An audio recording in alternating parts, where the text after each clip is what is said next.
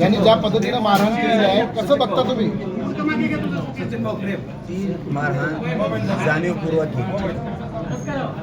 ती एक कट रचून षडयंत्र रचून तटकरे साहेबांच्या म्हणण्यावरती ती हाणमार केली, जी मी त्यांच्याशी आता चर्चा केली.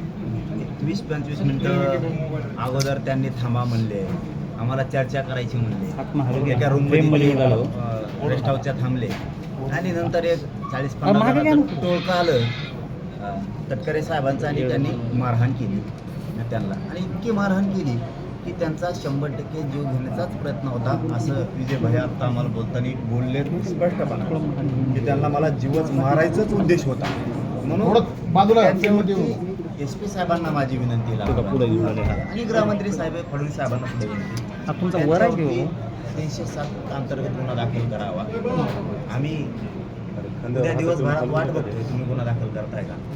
विजय भैयाचं दुसरंही म्हणणं आहे, तेही गृहमंत्र्याच्या कानावरती आणि SP साहेबांच्या कानावरती टाकतो की ते म्हणल्याप्रमाणे जॉब घेतलेला नाही असं त्यांचं म्हणणं आहे.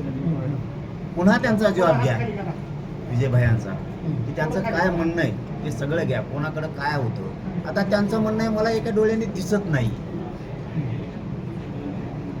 म्हणजे तो डोळ्याचं ऑपरेशन करायला लागतं का निकामी होतो. तिथंही आणि कलम वाढते. पुन्हा जी संबंधित ज्यांना मार लागलाय त्यांचं जर म्हणणं असेल तर या राज्यात लोकशाही, या देशात लोकशाही, ते ऐकून घेतलं पाहिजे आणि त्या पद्धतीनं पुन्हा जबाब नोंदवून घेतला पाहिजे. हे जाहीरपणानं सांगणं आहे. तुम्ही उद्या संध्याकाळपर्यंत किंवा आज आणि उद्या दिवसभरात त्यांचा जबाब घेऊन पुन्हा गुन्हे दाखल करा, त्यांच्यावरती कठोर कारवाई करा. परंतु दोषी मात्र 100% याच्यामध्ये तटकरे साहेबच आहेत. त्यांनीच हाणायचं सांगितलं, कारण तसं ते म्हणले की तो ह्या जिल्ह्यात आलोय आणि लोक माझ्या अंगावर पत्ते फेकत येत आणि तुम्ही काय करतात, असले धोपटून काढले पाहिजे असं विजय भाई आत्ता बोलले. धोपटून काढले पाहिजेत म्हणजे काय तुम्ही काय हुकुमशाही लावली काय? पत्ते फेकले म्हणजे का बॉम्ब टाकला का? हे बघा, तुम्ही या लोकशाहीचे राजा आहेत आणि जनता ही भोळी बाबडी असती. मागणी करताना नकळत एखादी चूक होती सुद्धा, परंतु दानत लागते स्वतः सत्ता म्हणल्याच्या नंतर, सत्ताधारी म्हणल्याच्या नंतर. आपल्या राज्यातल्या लेकराला मोठेपणानं एखादा झालेला विषय सोडून द्यायचा, याला राज्यकर्ते म्हणलं जातं. माज आणि मस्तीनं भरलेल्या लोकांना यांना लोकशाही किंवा संविधान कळतं असं अजिबात नाहीये. याला सगळ्यात मोठं दोषी ते कृषी मंत्री ते जळून द्या तिकडं. आता हाणलंय का ह्या प्रश्नाचं उत्तर आम्हाला पाहिजे.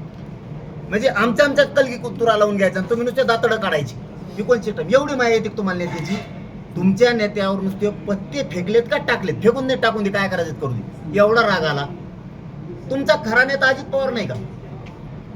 अजितदादा नाही, त्यांच्यात आया माया उजाड्यात, त्यांच्या तो कुळापर्यंत गेलेत. तू जर तुझ्या नेत्याला एवढं मानतो, नुसते पत्ते फेकल्यामुळे जर तुला इज्जत गेली वाटली, प्रतिष्ठा गेली वाटली, राग आला, तर तुझ्या खऱ्या नेत्याला ज्यावेळेस शिव्या दिल्या, घाण बोललं गेलं, तुमचे कुळं काढले नेत्याची, तेव्हा तो राग नाही आला. म्हणजे तिथं न्याय वेगळा. याचा अर्थ असा आहे, ह्यो मराठ्याचा म्हणून आणला आणि ते ओबीसी होतं म्हणून आणले नाही. ही बदल करायला तुम्ही, म्हणजे तुम्हाला करायचंच का मग? तुम्हाला करायचंच का मग असं? आणि तुम्हाला खेटायचं ठरवायचंच का मग शेवटी? म्हणजे तटकऱ्यांच्या मनात या राज्यात पुन्हा रक्तपात घडून आणायचा आहे असं तयारी ग मग करायचंच का? आम्ही प्रत्येक वेळेस संयमानं घेतो, शांततेने घेतो. म्हणजे आमच्या काय हात काय गांडीत गेलेलं नाही. हे मी चुकीचं बोलत नाही. शेतकऱ्याचा पोरगा आहे, आमच्या बी कुठेतरी काळजाला लागतंय.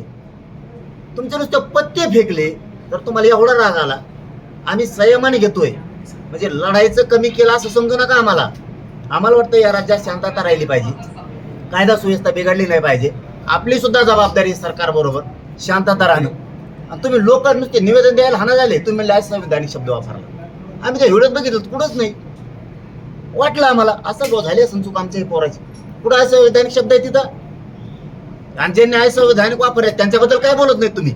म्हणजे ते तुमचे आणि हे नेता इथं आलेला तुमचा आहे आणि याच्यावर पत्ते टाकले म्हणून राग आला. आणि जे अजित पवारांनी तुम्हाला मोठं केलं तो नेता नाही, त्याच्याबद्दल तुम्हाला काही वाईट वाटत नाही. अजितदादांना घाण बोललं गेलं, तिथं बोलला नाही, इथंच लय वाईट वाटलं. हे पूर्ण चुकीचं आहे. उद्याच्याला किंवा मी आत्ताही पुन्हा गृहमंत्रालयात सुद्धा बोलणार आहे की नवीन पुन्हा जॉब घ्या, त्यांच्याप्रमाणे जॉब झाला पाहिजे, त्यांच्या म्हणण्याप्रमाणे गुन्हे दाखल झाले पाहिजेत आणि गृहमंत्र्याला सांगतो कठोर कारवाई करा, पुन्हा भाग पाडू नका रस्त्यावर यायचे. लोकशाहीमध्ये मुस्कटदाबी होते असं वाटतंय का तुम्हाला सत्ताधाऱ्यांकडे? दादासाहेब झाली ना, दोनच शब्दात सांगितलं का नाही. आणि आताही तुम्हाला तेच समजून सांगितलं. हा माणसाने नुसते पत्ते टाकले, शेतकऱ्याचं लेकरू धावत पळत गेलं, शेतकऱ्यांच्या बद्दलची कळकळ आला म्हणून निवेदन द्यायला गेलं, तुमच्या पक्षाचा अमुक अमुक नेता आहे बोललाय, तुम्ही रपारपा हाणलं, जीव घे ना. बरं इतकी नेत्याबद्दल प्रेम आहे तर तुम्हाला फरक आताच सांगितला मी. तुमच्या अजित दादाला तर शिवाय दिल्या हो, घाण घाण कुळच काढलं सगळं, तिथं नाही माया आली. ती तो हे होती आणि ही तो आणा होता, ह्यो मराठ्याचा होता, ह्योच ना. वारे तटकरेन ते कोण आहे आणणारा त्यो एक. ही तुमची सिस्टम नका राबू, ही सिस्टम राबू नका, जड जाईन बरं का. तुम्हाला खरंच सांगतो आम्ही संयमान आहेत. पाटील साहेब, तुम्ही सीएम साहेबांना बोलणार आहेत का? गृहमंत्री खातं त्यांच्याकडे आहे, पोलीस प्रशासन दुर्लक्ष करत आहे, जशा पद्धतीने गुन्हे नोंद झाली पाहिजे तशा पद्धतीने गुन्हे नोंद झालेले नाहीत, यावरती तुम्ही सीएम साहेबांना सांगणार का? सांगणार, बोलणार, त्यांच्याकडे निरोप देणार, एसपी साहेबांना सुद्धा बोलणार. तुम्ही त्यांचा जॉब पुन्हा घ्या विजू भैयाचा आणि करा, कारण हे चाललेलं थांबवावं लागणार आहे. नुसते आता आम्हाला इथून पुढे निषेध करून बी चालणार नाही. तुम्ही जर असे हल्लेच करत राहिले तुम्ही धोपटा आम्हाला, आणि आम्ही आहेत काळे झेंडे घेऊन रस्त्याला, आणि घरी बसल्या बसल्या ते व्हॉट्सअप फेसबुकवर टाकायला जाहीर निषेध. काय करतो घरी बसून एक रट्टे खायला लागलेत लोक. ते गायकवाड भैयाला बी त्या पुण्याच्या वंगण का काय होतील त्याच्या डोक्यावर. काय सिस्टम लावली, फडणवीस साहेबांची सत्ता आली, मग आता लोक